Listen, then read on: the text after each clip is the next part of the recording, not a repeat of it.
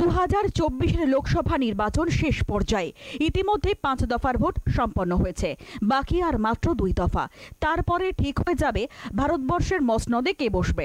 আগামী 1 তারিখ ভোট রয়েছে উত্তর কলকাতায়, তাই জোর কদমে চলছে প্রচার।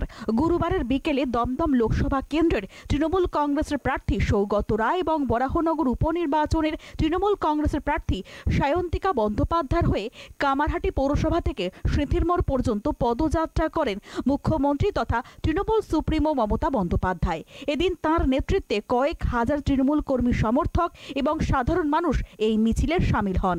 এদিন বরাহনগর অঞ্চলের তৃণমূল কংগ্রেসের প্রথম দিনের সৈনিক রামকৃষ্ণ পালের উদ্যোগে প্রায় 1000 খানেক কর্মী সমর্থক মিছিলে যোগ দেন।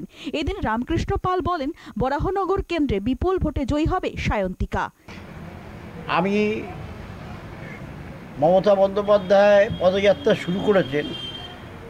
অধ্যাপক সৌগত রায় সাংসদ, 3 বারের সাংসদ, 4 বারের পদপ্রার্থী। আর বরাহনগর বিধানসভা উপনির্বাচনে শ্রীমতী সায়ন্তিকা বন্দ্যোপাধ্যায়ের সমর্থনে আজকের এই পদযাত্রা। রাস্তার দুধারে মানুষের যে ঢল, আমরা তৃণমূল কংগ্রেস কর্মীরা যেভাবে মিছিলে জোয়ার এনে দিয়েছি, মমতা বন্দ্যোপাধ্যায় আপ্লুত হয়ে গিয়েছে। আমরা এটাই চেয়েছিলাম, এটাই হয়েছে। তাতে এ ব্যাপারে 100% নিশ্চিত অধ্যাপক সৌগত রায় বরাহনগর থেকে মোরাললেস 30,000 ভোটে জিতবে। বরাহনগর একটা বিধানসভা, ওনার কিন্তু 7টা বিধানসভা। আর সায়ন্তিকা বন্দ্যোপাধ্যায় 35 থেকে 40,000 ভোটে জিতবে। আমি তো নিজের চোখেই দেখে, আমি তো আলমবাজার থেকে ওই রাস্তা দিয়ে এলাম, আমি নিজের চোখেই দেখেছি।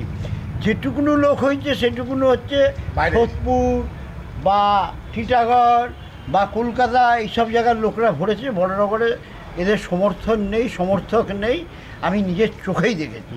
তাতে এটা পুরো পরিষ্কার। 1, 2, 3, 4 সৌগত রায় আবার 4 বারের 1, 2, 3 সায়ন্তিকাকে জোড়া ফুলে ভোট দিন, মানুষ সিদ্ধান্ত করে ফেলেছে। Bureau report, channel 10।